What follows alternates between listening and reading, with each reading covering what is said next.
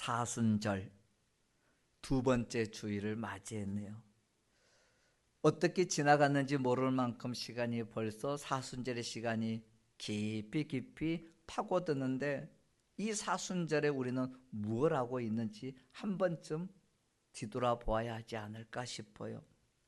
사순절은 우리 예수님께서 십자가에서 돌아가시고 부활하신 그 주님을 더 깊이 묵상하고, 또 우리의 삶의 구석구석에서 인내와 절제하면서 참회의 시간을 보내는 시간이 사순절이죠.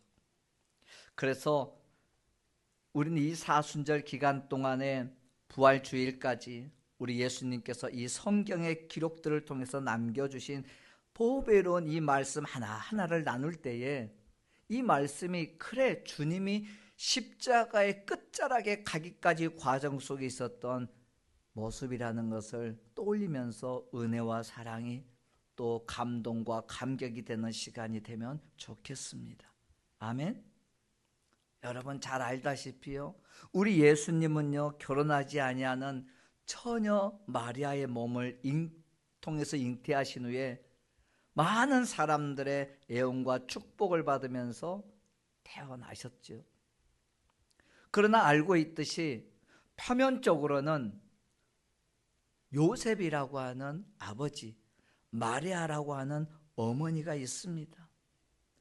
그리고 30이 되던 그 나이 때까지 예수님은 그냥 평범하게 갈릴리에서 자랐던 것이죠. 아버지 목수의 아들로 말입니다. 그런 이유는 뭐 다양하게 있겠지만 쉽게 그냥 생각해 보십시다. 마리아가 요셉이 동대방네 다니면서 떠들면서 내 아들 예수님은 우리가 결혼하기 전에 성령님이 잉태시켜 주셔서 태어난 아들이야 라고 말하고 다니지는 않았을 것이니까요. 그러니까 지금 평범하게 나사렛의 사람들이 바라볼 때, 이 요셉의 가정을 바라보고 예수님을 바라볼 때는 그냥 목수의 아들, 요셉의 아들, 그 이상도 그 이하도 아니었던 것이죠.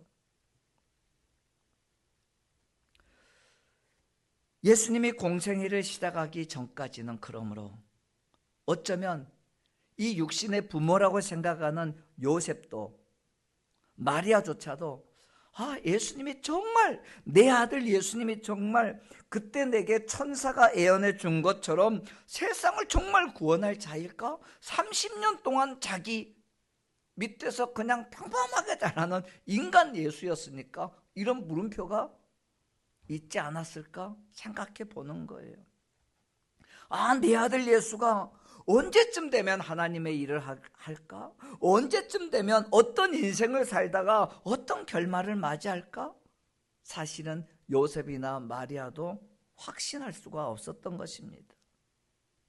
우리는 그 이유를 추정할 수 있는 이야기가 있죠. 예수님께서는 공생의 사역을 본인이 직접 사역하시면서도 자신이 이 땅에 오신 그 이유를, 하나님의 아들이라고 하는 사실을 드러나는 것을 극도로 경계하시면서 사람들에게 이야기하지 못하도록 했던 것 아시지 않습니까? 그런데 아시잖아요.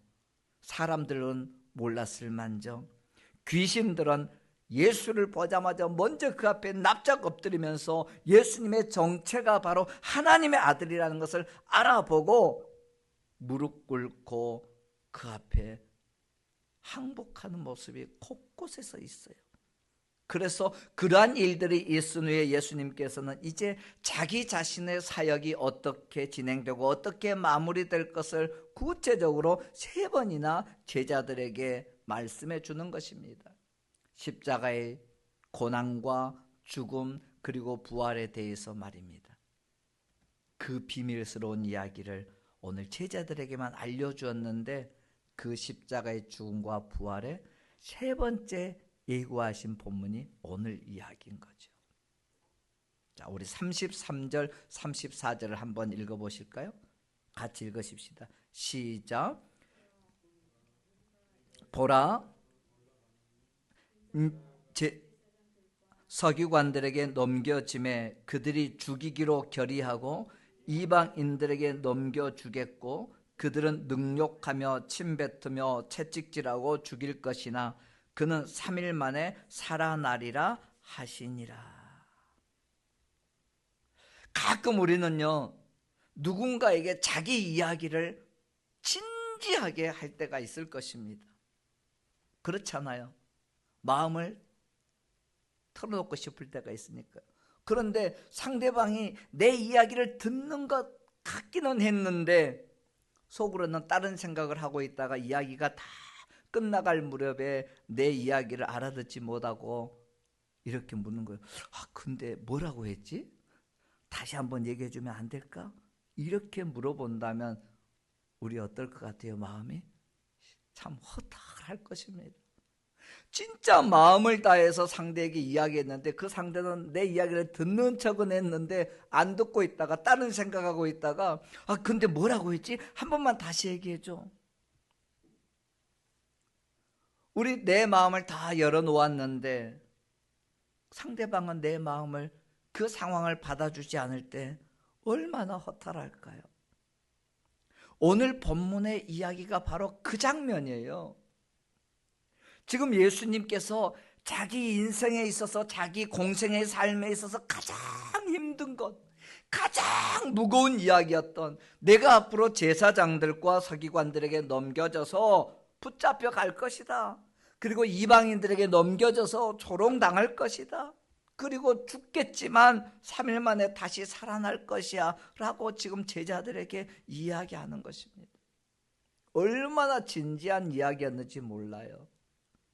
그런데 제자들은 그 이야기를 들었음에도 불구하고 제자들의 대답은 생뚱맞아요. 우리 같으면 와, 주님 십자가요? 너무 힘들잖아요. 이런 반응이 있어야 됐는데 전혀 다른 거예요. 하는 말이 이거예요. 주님, 우리에게 자리 좀 참 챙겨주시면 안 돼요? 지금 주님은 십자가의 고난과 죽음에 대한 이야기를 하는데 이 제자들은 전혀 생뚱맞게 다른 방향이에요. 주님, 우리 자리 좀 챙겨주시면 안 됩니까? 그러니까 지금 생각해 보세요. 예수님과 제자들이 대화는 하고 있었지만 얼굴은 빤히 쳐다보고 이야기하는데 그 마음은 전혀 서로가 다른 곳에 있었다는 거예요. 그렇다면 이런 제자들과 같이 혹시 저와 여러분, 우리가 주님의 말씀을 지금 이 시간 들으면서도 다른 생각하고 있지 않는지 우리 돌아봐야 하지 않을까요? 오늘이 사순절 두 번째 주일을 보내는 오늘 우리는 제발 다른 생각하지 마시고 예수님이 예루살렘으로 올라가시는 그 마음을 조용히 따라가면서 주의 말씀을 들으면 좋겠습니다. 아멘. 자, 이렇게 예수님이 예루살렘으로 올라가실 때 그 마음이 어떠하셨을까? 예수님이 예루살렘으로 가실 때 그 마음이 어떠하셨을까? 32절을 보면 이렇게 표현을 해 놓았습니다. 예수님께서 예루살렘으로 올라가시는데 제자들이 놀라고 따르는 자들이 두려워했다라고 말해요. 근데 여러분 잘 생각해 보세요. 이 예루살렘으로 올라갔다고 하는데 이 예루살렘은 단순한 도시가 아니라는 것입니다.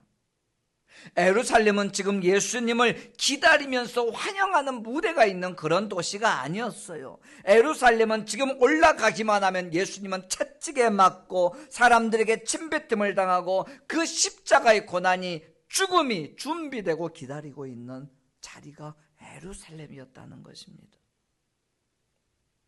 그리고 주님은 이미 제자들에게 이야기하는 것과 같이 내가 대제사장들과 서기관들에게 넘겨져서 예루살렘에 가면 잡힐 거야. 그리고 이방인들에게 넘겨져서 조롱당할 거야. 침뱉음 당할 거야. 모욕받을 거야. 채찍에 맞을 거야. 죽을 거야. 그래도 사흘 만에 내가 다시 살아난다는 것을 주님은 다 알고 계셨는데도 지금 예루살렘을 향해 가는 그 걸음을 멈추지 않고 있다는 것 아니겠습니까? 제가 지금 이 예수님의 마음을 읽으면서 문득 이런 생각이 들었습니다.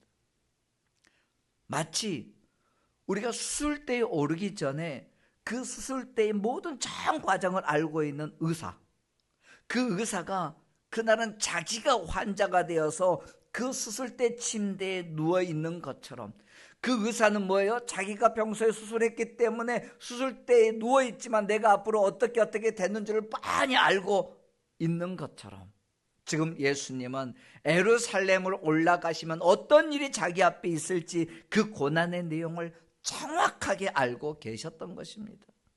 그럼에도 불구하고 왜 예수님은 그 길을 예루살렘을 올라가셨을까? 묻고 또 묻고 또 물어봐도 답은 딱 하나였어요. 그게 바로 우리를 향한 사랑이셨기 때문이에요. 다른 이유가 없었어요. 왜 가면은 죽음이고, 왜 가면은 고난이고, 그 모진 수모와 수치를 당하는데 그 길을 걸어가실까? 저는 생각해 보니까 그날요, 예수님이 그 길을 피할 수 있었을 것 같아요. 그런데 피하지 않잖아요. 아니, 어쩌면 우리 인간적으로 보면 당연히 피해야 마땅한 것 아니겠습니까? 가면은 고통이고 가면은 죽음인 걸 아는데 피해야 하잖아요. 그런데 주님은 피하지 않으시고 걸어가셨다는 거예요. 그러니까 우리는 이 생각을 바꿔주면 좋겠어요. 예수님께서 이 걸어가셨던 고난의 길이라고 하는 예루살렘의 길은 끌려가신 것이 아니라 예수님이 자기 의지로 두벅두벅 걸어 올라가고 계신 거예요. 그러므로 저와 여러분은 부활절을 기대하면서 이 사순절이라고 하는 절기들을 보내고 있는데, 바로 이 시간이 그냥 우리가 세상 속에서 아무 생각 없이 사는 게 아니라 주님 걸어가신 길을 묵상하는 거예요. 골고다의 길을 올라가신 주님의 사랑을 가슴에 담으면서 왜 주님이 그 골고다의 길을 향해 예루살렘에 올라가셨는가를 찾아내는 것이 사순절의 시간이거든요. 자, 이런 예루살렘을 향해 올라가실 때 제자들의 반응이 어떠합니까? 주님이 지금 정말 진지하게 제자들을 향해서 말하잖아요. 내가 거기 가면은 대제사장과 서기관들에게 붙잡혀서 넘겨질 거야. 내가 또 그 다음에는 이방인들에게 조롱당하고 죽임당할 거야. 막 가슴이 떨리는 마음으로 말하지 않았을까요? 그리고 그 말을 할 때 지금 예수님은 내가 고난받을 거야 할 때 그 마음이 진짜 막 미어졌을 거예요. 왜? 주님은 아시잖아요. 지금 거기 가시면 어떤 일이 일어나는 걸 알고 있기 때문에 제자들에게 말할 때 비통했을 것입니다. 더군다나 이 이야기를 지금 자기 앞에서 제자들이 다 듣고 있잖아요. 그런데 반응이 어땠는지를 우리 35절 말씀을 한번 보세요. 야고보와 요한이 예수님께 하는 말을 보면요, 기가 막힙니다. 35절 같이 읽습니다. 시작. 세베대의 아들 야고보와 요한이 주께 나와 여짜오되 선생님이여, 무엇이든지 우리가 구하는 바를 우리에게 하여 주시기를 원하옵나이다. 쉽게 말하면 이거예요. 우리가 예수님 무엇을 부탁하든지 우리가 원하는 대로 예수님이 좀 해주면 좋겠습니다. 제가 이 본문을 읽고 또 읽으면서요, 막 가슴이 답답했어요. 기가 막히고, 어쩜 이럴 수 있을까? 참으로 어처구니가 없고요. 때로는 막 숨이 콱 막히는 것 같았어요. 아무리 모른다고 하지만 어떻게 지금 주님은 십자가의 죽음, 고난을 얘기하는데 제자들은 생뚱맞게 내 자리에 한 자리 좀 부탁합니다라고 말하고 있을까? 성경을 잘 봐보세요. 예수님은 지금 고난을 말씀합니다. 자기 죽음을 예고하고 있는데 제자들은 여전히 예수님이 하신 말씀에는 관심이 없어요. 전혀 반응이 없어요. 오로지 자기 자리, 무엇이든지 우리가 요구하는 것을 좀 들어달라고 지금 예수님 앞에 은밀하게 막 청탁하고 있는 것 같잖아요. 쉽게 말하면 내 자리 좀 만들어주세요. 예수님 십자가에 죽는 것 그거 알겠지만 그거 좀 놔두고 먼저 내 자리 좀 만들어주세요, 이거였습니다.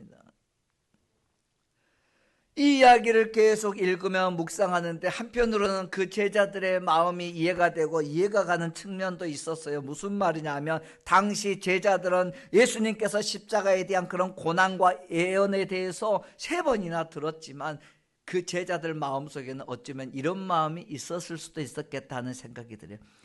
그래도 예수님이 말씀은 이렇게 하지만 죽기까지야 하겠어? 우리 예수님이 지금 무리를 걸으시고 오병이의 역사를 나타내시고 지금 죽은 자를 살리신 이런 기적을 가지신 분이신데 예수님이 십자가에 가긴 간다고 하는데 죽기까지는 하겠어라고 판단하고 있었을 가능성이 있었다고 생각해 보는 거예요. 그러니까 지금 예수님이 어떤 말씀을 하셔도, 십자가의 말씀을 하셔도 제자들은 주님의 말씀과는 전혀 상관없는 자기들 자리만 생각하는 거예요. 예수님은 십자가의 고난 이야기를 하는데 제자들은 어떻게 하면 그 예수님과 함께 가서 영광의 자리, 로마를 정복시키고 왕의 자리에 가면 한 좌석 차지할 수 있을까 계산기만 두들기고 있었던 것입니다. 그런데 여러분, 우리가 생각해야 할 것이 바로 오늘 이 본문을 읽으면서 그냥 지나가지 않으면 좋겠어요. 이런 제자들의 반응, 이런 제자들의 태도를 보면서 오늘 저와 여러분의 모습을 보자는 거예요. 바로 우리의 모습을 찾아보자는 거예요. 우리 교회의 모습을 찾아보면서 우리가 성찰해야 되지 않겠어요? 조금 전 말했듯이 그래요. 제자들은 그 당시에 몰라서 그런 반응을 했다라고 치부해 보십시다. 그래, 제자들은 모르니까, 예수님이 어떻게 가실 줄을 모르니까, 예수님이 십자가 이야기를 했어도 직접 그들은 모르니까 변명이라도 할 수 있을지 모르지만 오늘 저와 여러분 이 시대를 살아가는 우리 기독교인들은 알잖아요. 예수님이 침뱉음을 당하시고 사람들에게 구타당하시고 조롱당하시고 수모와 수치를 당하시고 채찍질을 당하시고 못 박히시고 극한의 그 고통 속에서 6시간이나 십자가에 매달려서 처절하게 피가 말라가면서 죽어가셨던 사실을 우리가 누구보다도 지금 명확하게 알고 있잖아요. 이런 사실을 알고 있으면서도 우리는 주님이 걸어가신 왜 그 예루살렘의 길을 향해 가고 있는지에 대해서 묵상하지 않고 고민하지 않고 생각하지 않고 있다면 오늘 우리 깊이 반성해야 되지 않을까요? 모르면 모른다라고 변명이라도 할 수 있는 제자들이 될지 모르지만 우리는 지금 다 알고 있잖아요. 그런데 야고보와 요한처럼 예수님의 십자가의 고난과 죽음은 무관심하면서 하나님 이것도 좀 주세요, 저것도 좀 주세요. 아유 하나님 왜 이 요구는 안 들어주세요? 주님 말씀하셨잖아요. 구하면 다 주신다고 하던데 왜 안 주세요? 지금 내 약 올리시는 겁니까? 주시지도 않을 거면서 왜 나한테 이렇게 저렇게 하라고 말합니까? 이런 반응의 태도로 우리가 신앙생활을 일관하고 있다면 아마 2000년 전 지금 제자들을 보면서 비통했던 그 예수님의 마음이 오늘 우리를 보고도 똑같지 않을까 싶어요. 얼마나 아프시겠어요. 여러분, 우리 다 이렇게 쉽게 말합니다. 예수 믿고 교회 다니면서 가장 원하는 게 뭐냐고 말하면 서슴없이 말해 복 받는 거예요. 그리고 마지막 천국 가는 거예요 라고 우리 서슴없이 그리스도인들에게 물어보면 얘기해요. 그러나 정말 내 인생에 있어서 어떤 고난과 고통이 온다 할지라도 십자가에서 죽음까지 감당하신 예수님처럼 나도 예수님의 고난과 부활에 기꺼이 동참하며 살겠다는 고백하는 사람들을 요즘은 가면 갈수록 눈을 씻고 찾아도 찾아보기 힘든 상황이 되고 있지 않나 싶어요. 우리 그럴 수 있습니까? 그런데 생각해 보세요. 진짜 예수 믿고 구원받는 것이 우리 복인 건 우리가 알잖아요. 그렇다면 그 주님 붙잡아야 하잖아요. 믿음의 주인 되신 예수님께 더 집중하고 그 예수님을 더 깊이 생각하고 그 예수님을 더 깊이 알아가고 그 예수님의 말과 행동을 배워가려고 하는 노력이 기울여지는 것이 우리 그리스도인의 모습 아닐까요? 성도의 모습 아닐까요? 제가 물론 여러분에게 책망하는 것 같지만 아무것도 하고 있지 않다고 말하는 것은 아닙니다. 그런데 내가 성도로서 그리스도인으로서 교회에 나와 있는데 어느 순간부터 내가 주님에 대해서 내 감각이 무뎌지고 내 삶에서는 주님이 말씀하시는 것을 멀리하면서 게으름에 빠져가고 나도 모르게 하루의 일상을 뒤돌아보면 예수님은 새까맣게 잊어버린 채 일상적인 신앙 행위만 한다면 내 믿음은 결코 주님이 원하시는 복된 삶으로 걸어갈 수 없다는 것 우리가 각성해야 하겠죠. 오늘 주님이 하신 말씀을 듣고 제자들이 했던 반응을 보면서 고개를 우린 이 시간 다 졌잖아요. 아니, 명색이 제자들이라면서 어떻게 저럴 수가 있지? 그런데 그렇게 말할 수 있는 우리가 아니더라는 거예요. 곰곰이 생각하면 그 모습이 우리의 모습과 똑같아요. 우리들의 기도 제목도 한번 봐보세요. 주님 이거 주세요, 저거 주세요가 거의 대부분입니다. 물론 우리의 기도 제목들을 말하는 것이 나쁜 건 아닙니다. 건강하게 해주세요, 형통하게 해주세요, 안정되게 해주세요, 뭐 회사에서는 직장에서는 승진도 되고 등등등 잘 먹고 잘 살게 해달라는 거 기도할 수 있습니다. 그러나 문제는 주님의 마음은 아랑곳 하지 아니하고 내 자리만 계산하고 있는 태도라는 거예요. 사순절의 시간이 지나가고 있는데도 지금 우리는 예수님이 말씀하고 계시는데도 내가 십자가의 길을 간다라고 우리에게 말해주고 있는데도 여전히 우리는 내 자리, 내 왕관, 내 어떤 위치만 찾고 있지는 않는 시간인지 보자는 거예요. 우리 몰라서가 아니잖아요. 제자들은 몰랐다고 말할 수 있겠지만 제자들은 부활을 이해하지 못했다고 말할 수 있겠지만 십자가의 의미를 깨닫지 못했다고 말할 수 있을지 모르지만 우리는 다 알잖아요. 십자가의 의미를 누구보다 더 잘 압니다. 예수님의 고난이 누구 때문에 그 십자가의 길을 가셨는지도 우리는 다 압니다. 그리고 그 십자가의 사랑이 바로 나를 향한 것이란 것도 우리 다 알잖아요. 그럼에도 우리는 여전히 말해요. 주님, 제가 주님의 오른편에 앉게 해주세요. 제자들과 같이 말합니다. 우리가 어떻게 사는지를 한번 봐보세요. 신앙생활하면서 이 고난의 삶을 살아야 하는 데는 그것에는 무관심하고 우리는 늘 영광스러운 자리에는 민감하잖아요. 주님 십자가에는 침묵하면서 내가 받을 자리의 축복은 얼마나 적극적인지 몰라요. 주님이 지금 십자가의 길을 말할 때 우리가 엉뚱한 자리 이야기하고 있다면 주님 마음이 어떠하셨을까? 지금 예루살렘을 향해 올라가시면서 자기 자신의 죽음을 설명할 때 제자들이 자리 싸움하며 자기에게 은밀하게 요청할 때 주님의 마음이 얼마나 아프셨을까? 오늘 우리는 그 마음을 이만큼이라도 이해한다면 우린 주님의 질문에 대답할 수 있어야 합니다. 주님이 우리에게 물지 않겠습니까? 네 인생의 고난과 시련이 온다 할지라도 너 정말 나를 위해 믿음의 잔을 마실 수 있겠니? 너 정말 어떤 시험과 유혹이 온다 할지라도 거룩과 경건을 지켜내기 위해서 성령의 세례를 받을 수 있겠니? 이렇게 물으실 때 그 질문에 대답하기가 정말 무섭고 두려울 수도 있겠죠. 아직 내가 준비가 안 된 사람일 수도 있으니까요.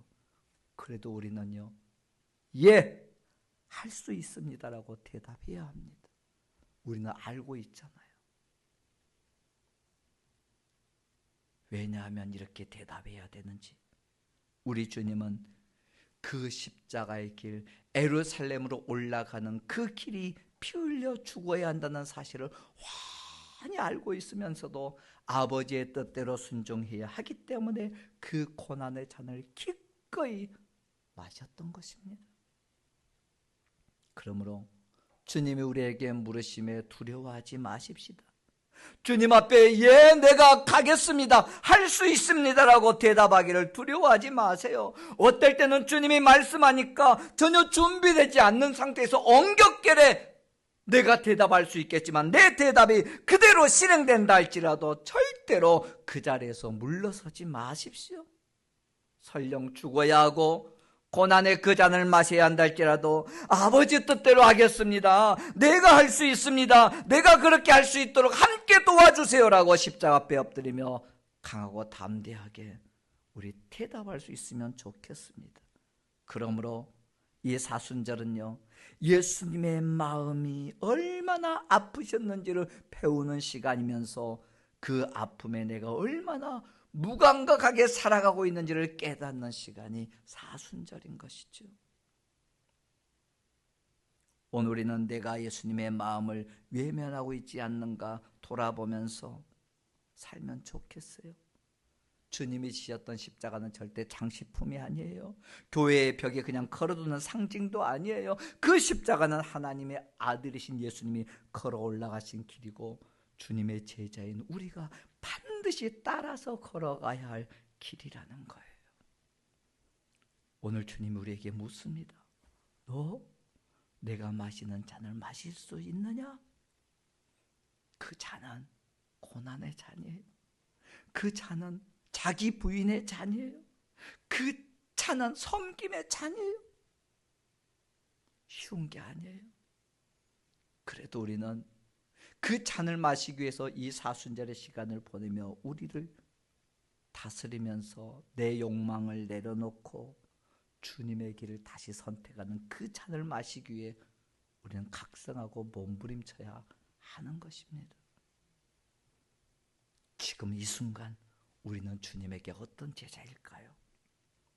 십자가 이야기를 들으면서 여전히 내 자리만 계산하고 있는 제자는 아니십니까?